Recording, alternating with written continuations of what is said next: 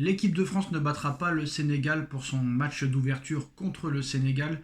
L'équipe de France, entraînée par Didier Deschamps, ou plutôt maintenant Kylian Mbappé, Didier Deschamps n'est plus vraiment le sélectionneur de l'équipe de France, c'est sa dernière Coupe du Monde. Il vit ses derniers moments avec l'équipe de France et ces derniers moments pourraient être cauchemardesques pour lui et pourraient très mal finir. Kylian Mbappé, le nouveau coach de l'équipe de France, va mettre une composition d'équipe complètement vide de sens. Voilà. Cette composition d'équipe n'a aucun sens, que ce soit Kylian Mbappé, l'Otain qui la fasse, ou Didier Deschamps. Je ne sais pas si très clairement Didier Deschamps ou Mbappé sont au courant qu'il y a une équipe qui a remporté la Champions League. Je ne sais pas s'ils sont au courant. Je pense que Mbappé préférait ne pas l'être. Mais honnêtement, quand je vois la composition d'équipe que va mettre l'équipe de France mardi soir, et le Sénégal qui est surmotivé pour cette compétition, plus que la France, parce que la France elle joue tout le temps la Coupe du Monde. Voilà. Tous les 4 ans, la France sera qualifiée pour la Coupe du Monde. Pour le Sénégal, c'est pas toujours évident. On sait que maintenant voilà, le Sénégal se qualifie plus souvent pour la Coupe du Monde, mais entre 2002 et entre 2018, il n'y a pas eu de Coupe du Monde pour le Sénégal et le Sénégal arrive surmotivé. On a vu que tous les joueurs sénégalais avec le staff a été reçu par le président du Sénégal. On a vu le discours du président du Sénégal. On a vu le discours du capitaine Koulibaly. Le Sénégal a pour objectif de remporter la Coupe du Monde. Et je peux vous dire qu'ils vont arriver contre la France surmotivés et tout un pays derrière eux. Alors que toute la France, l'équipe de France, il n'y aura pas tout le pays qui sera derrière l'équipe de France. Il y a beaucoup de gens en France qui n'aiment pas l'équipe de France, à juste titre, parce que ce n'est plus un collectif, c'est un mec qui dirige, qui n'est même pas entraîneur, qui n'a même pas de ballon d'or, qui n'a même pas de Ligue des Champions, qui n'a même pas d'Euro, qui n'a même pas de FIFA The Best, qui n'a rien gagné avec le Real Madrid, qui veut donner des leçons à un entraîneur qui a tout gagné en tant que joueur et presque tout gagné en tant qu'entraîneur. Donc ça me paraît vraiment très insolite, très folklorique. Pourquoi l'équipe de France ne battra pas le Sénégal? Parce que déjà, le 4-2-3-1 ne peut pas marcher contre une équipe aussi physique que les Sénégalais, où il y a beaucoup d'impact physique, une équipe très solide défensivement, très solide physiquement, chose que n'a pas réellement l'équipe de France à tous les postes. Voilà. Tu vas jouer en 4-2-3-1 avec 2 milieux de terrain. On va pas se mentir, ils ont fait une saison assez catastrophique. Qui peut dire le contraire? La saison de Rabiot avec le Milan AC a été cataclysmique. Déjà, ils en veulent même plus. Ils l'ont déjà mis sur la liste des transferts. Ils l'ont pris un petit peu par défaut quand Marseille l'a viré après sa bagarre contre Jonathan Rowe. Et on a Aurélien Tchouameni, le youtubeur. Aurélien Tchouameni, le youtubeur qui est plus sur YouTube que sur le terrain. Et quand il est sur le terrain, c'est assez catastrophique. Son histoire avec Valverde lui a laissé des traces. Le milieu de terrain n'existe pas. L'équipe de France va débuter contre le Sénégal sans milieu de terrain. Deschamps qui a toujours joué avec 3 milieux de terrain, pourquoi Deschamps veut jouer avec 4 offensifs, 4 attaquants contre le Sénégal? Ça n'a pas de sens. Contre l'Irak, pourquoi pas? Mais pas contre le Sénégal, où tu sais que le Sénégal va jouer bloc bas et va jouer en contre. Ça n'a pas de sens. Surtout que Deschamps, c'est le spécialiste avec Carlo Ancelotti du contre. Donc je ne peux pas croire que c'est Didier Deschamps qui a mis cette compo, sachant que là, c'est complètement déséquilibré. On a un ballon d'or dans l'équipe, et le dernier en date, qui vient de remporter une 2e Ligue des Champions d'affilée. On va le faire jouer en numéro 10, alors qu'il n'a pas joué numéro 10 depuis plus de 4 ans. Dembélé ne joue pas à son poste. Celui qui prend son poste, c'est Mbappé, qui va jouer numéro 9, alors qu'au Real Madrid, il joue à gauche. Et des fois à droite. Où est la logique? Désiré Doué, au Paris Saint-Germain, qui joue soit à droite, ou soit dans l'axe, va jouer à gauche. Où est la logique? Où est le sens de cette compo d'équipe? Le seul qui va jouer à son poste, c'est Michael Olise. Donc le seul qui peut te sauver, c'est Michael Olise. Comment tu veux t'en sortir? Ça n'a pas de logique.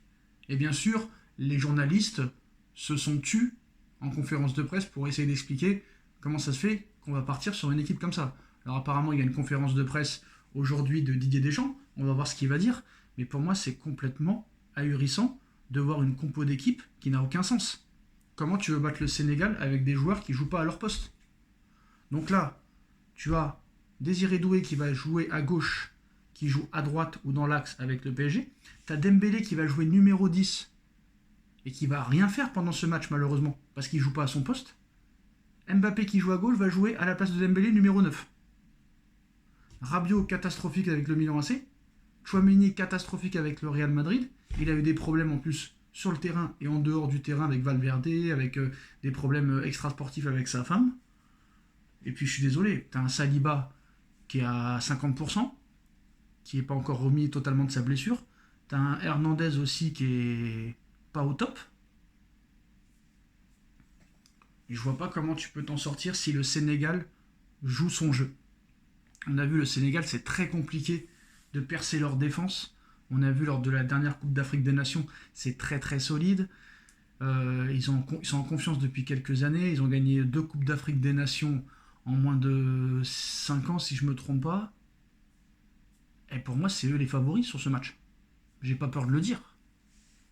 Je ne vois pas, à part si le Sénégal rate complètement son match, ou s'effondre pendant le match, s'effondre, ou il pète un câble, un tacle par derrière, l'arbitre te sort un carton rouge. Je vois pas ce qui peut sauver l'équipe de France à part un penalty farfelu ou à part un exploit individuel de Michael Olise. Voilà. Ils auront pas de repère. Doué, il a pas de repère à gauche. Dembélé, il a plus de repère en tant que numéro 10. Ça va complètement bloquer la zone d'attaque.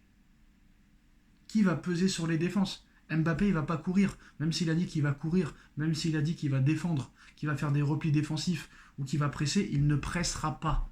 Et si Mbappé ne presse pas, Dembélé ne voudra pas presser. Et Désiré Doué sera trop seul avec Olise. Ils vont vouloir faire des passes à des mecs qui ne voudront pas courir. Ça va être très compliqué. Mbappé va vouloir tout faire tout seul.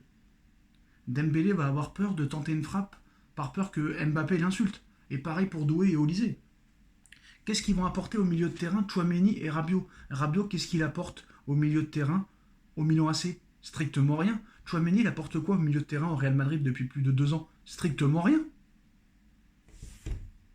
Donc moi, je ne dis pas que l'équipe de France va perdre, mais pour moi, à 100%, si le Sénégal joue son jeu et qu'il n'y a pas de fait de jeu bizarre comme un carton rouge pour le Sénégal, je ne vois pas comment l'équipe de France peut gagner ce match contre le Sénégal. Pour moi, ce sera soit match nul, soit victoire du Sénégal.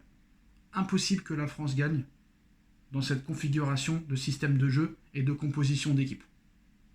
Et j'ai bien peur que, en continuant comme ça, parce que le Mbappé, moi je ne l'ai pas vu beaucoup sur le terrain d'entraînement. Depuis l'arrivée aux États-Unis, le mec il a fait la tournée des youtubeurs, il a fait la tournée des interviews. Le mec il parle, mais c'est pas sa vraie voix. Le mec c'est pas naturel quand il parle. Il a vraiment une voix de dictateur le mec. Vous avez vu son interview aux Parisiens? Et j'aime bien parce qu'il y en a qui disent non mais Sacha t'inquiète pas, maintenant il va défendre. Hein. Regarde, Ethan, son frère, lui a dit est-ce qu'un jour tu vas défendre? Et Mbappé il a dit non, je veux absolument cette Coupe du Monde, je vais presser, je vais attaquer. Mais c'est sûr qu'il va pas dire le contraire. Et on sait très bien qu'il va pas le faire. Ça fait 10 ans qu'il le fait pas. Pourquoi il le ferait là? C'est tout.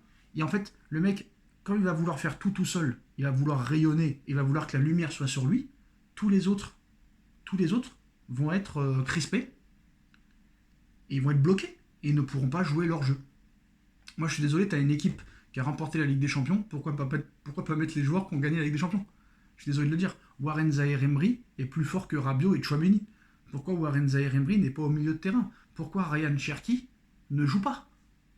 Moi je suis désolé. Hein. La compo qui aurait été la mieux, ça aurait été Désiré Doué, Dembélé, Michael Olise. Et tu fais rentrer Cherki en folie. Au milieu de terrain, je suis désolé, Warren Zaïre-Emery est plus convaincant que Tchouaméni et Rabiot. Et puis, qu'est-ce qui s'est passé avec Deschamps de prendre seulement 5 milieux de terrain? Frère, 5 milieux de terrain alors que la liste est passée de 23 à 26. Toutes les sélections ont au moins pris 7 milieux de terrain. C'est le minimum. Il y en a même qui en ont pris 8. Même certaines 9. Et toi, tu prends que 5 milieux de terrain. Et l'excuse, c'est quoi? C'est parce que tu vas jouer avec deux milieux de terrain toute la compétition? C'est se mettre une balle dans la tête, une balle dans le pied.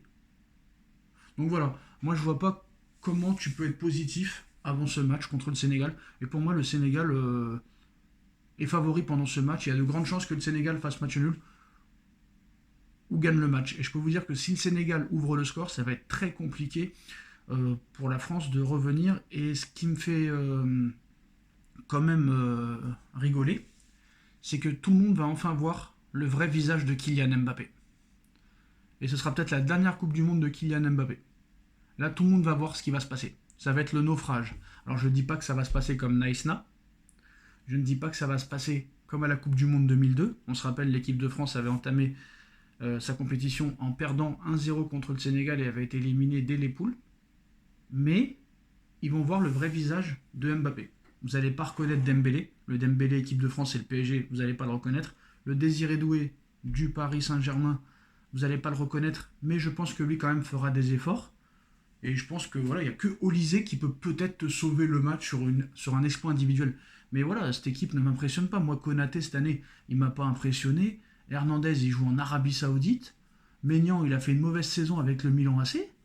Non, à part Saliba en défense, moi, franchement, dans cette équipe, à part Saliba et à part Olysée, c'est de la daube. Koundé, il n'est pas exceptionnel à droite. Non, franchement, c'est pas terrible. Et moi, je pense pas que l'équipe de France peut faire quelque chose dans cette Coupe du Monde. Alors oui, normalement, ils vont se qualifier pour les 16e, normalement. Normalement. Mais même pas sûr, même pas sûr. Mais bon, vu que maintenant, même les trois premiers, même les troisièmes, ils vont en 16e, il y a quand même de fortes chances.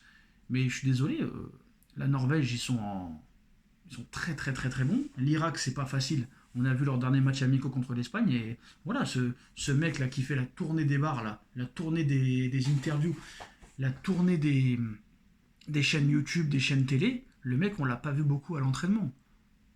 Le mec, il parle de sa fin de carrière, peut-être que je serai entraîneur, je vais m'occuper de la fondation, je vais m'occuper du stade Malherbe de Caen, je vais peut-être être businessman. Mais le mec, regardez comment il parle.